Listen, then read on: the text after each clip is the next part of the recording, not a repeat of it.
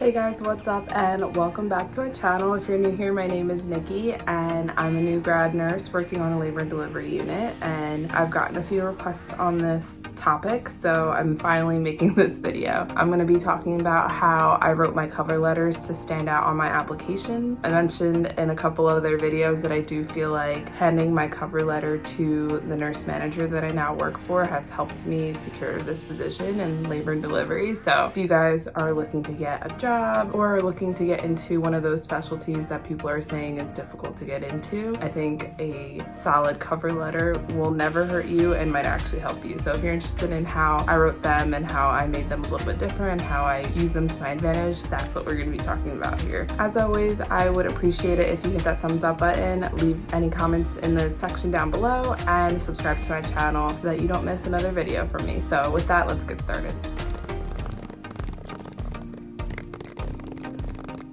So I'm going to be giving you guys 3 tips today, and starting with tip number 1, I just want to emphasize that a cover letter is not a summary of your resume. And if you do that, you're almost going to be hurting yourself, because if someone's looking at resume after resume and looking at cover letter after cover letter, like going through applications, they're going to be annoyed that you wasted their time with a cover letter that really isn't helping them make a decision on whether or not to hire you. A cover letter, like I just said, is not a summary of your resume. It should be in addition to it, and it should be telling the recruiter or hiring manager things that aren't on the resume. So you don't want to just like go through your schooling and your GPA and your work experience. You want to be showing a little bit more of who you are. You want to be telling them why you want the job, why they should hire you, why you're a good candidate, maybe explaining why, even though you don't have as much experience as maybe some other candidates, what other experience in other areas and what you've learned in other positions could help you to be a good candidate for this position. The other thing that I really tried to focus on, and in the end when I really refined my cover letters, I started with that in my first paragraph, is to try to portray my passion, because I feel like in specialties, especially like labor and delivery, where a lot of people want to get in, you want to explain why you want the job and what made you so passionate about this area of nursing. A cover letter is where you want to really hone in on that and really capitalize and emphasize that part of yourself rather than like the statistics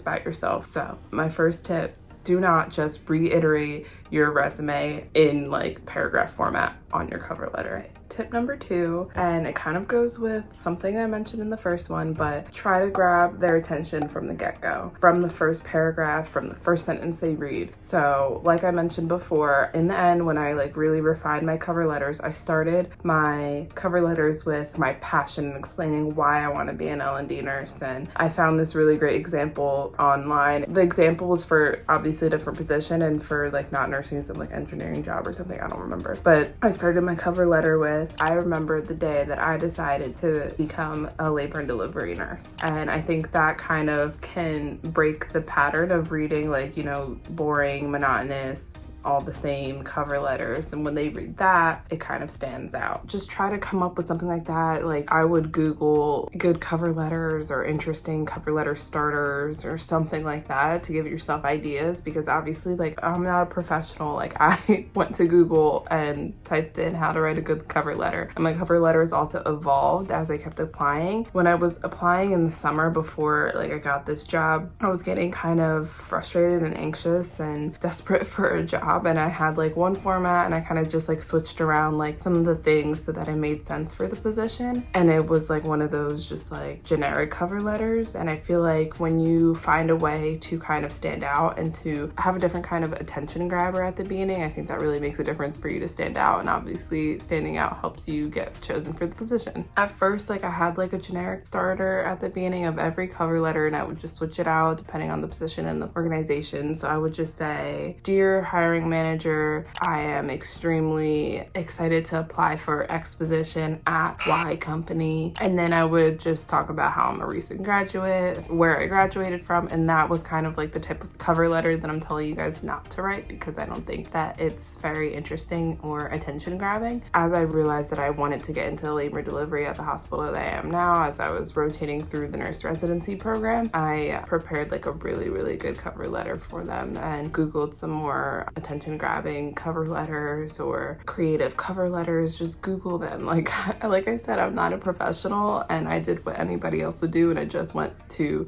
my best friend Google. So long story short, just try to find a way to make it a little bit more creative and a little bit more different than other cover letters.